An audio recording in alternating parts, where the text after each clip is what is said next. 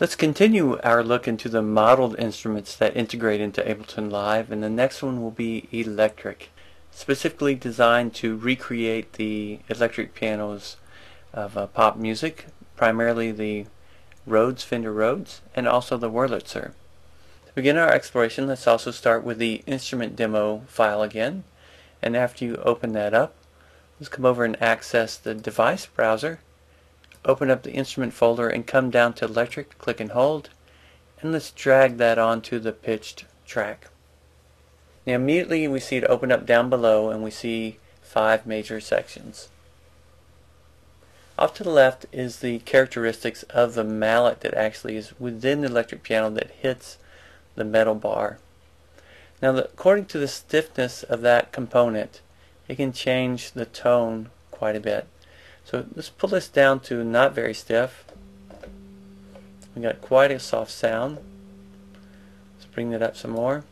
And the stiffer it is, the more excitement we get, or the more sound we get out of the fork. It also changes the amount of higher frequencies or bite in that.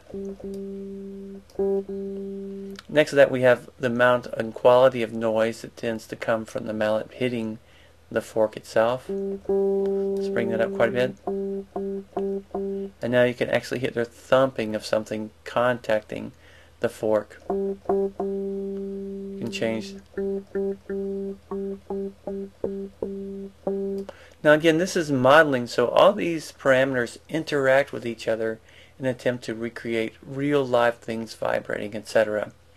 Over to the right we have the fork, or the 2 metal components, the tine, which is what is actually being hit by the mallet, and a tone or resonator designed to help create the note and the proper sound for the key.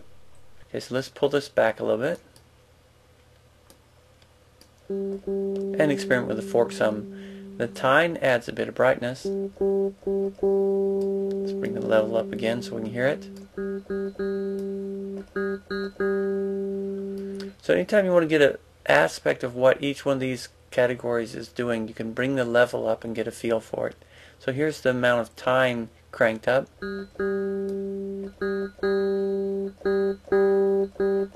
it's changing the balance somewhat of the higher and lower components. We'll see even more of that as we come over into the tone category. Notice that each of these components of the sound, the noise from the mallet, the tine component, and the tone component, they all have their own decay parameters. How quickly will that part of the sound die away? Let's move over to the tone part now of the bar.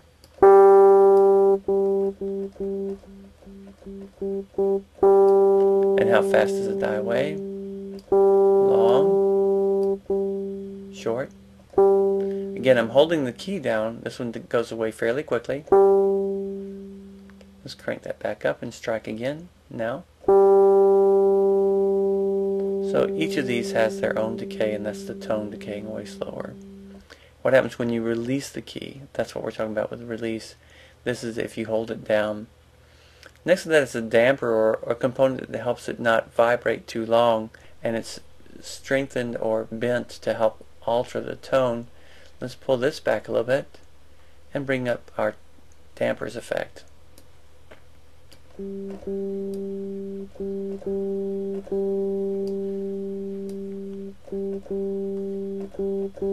So it's mainly a harmonic component in the higher frequencies that's coming in and out. Inside these electric pianos was also a pickup, and it had to be aligned with the vibration of the tine, visually like something might be on a guitar pickup.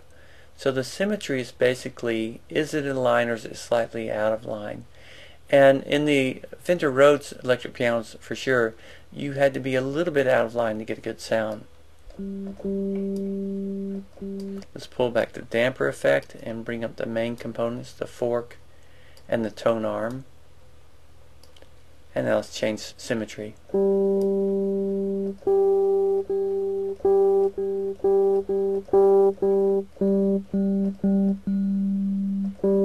So you can hear when we get some symmetry in there, out of line a little bit, we start to get a better tone, a balance of the higher components and the body.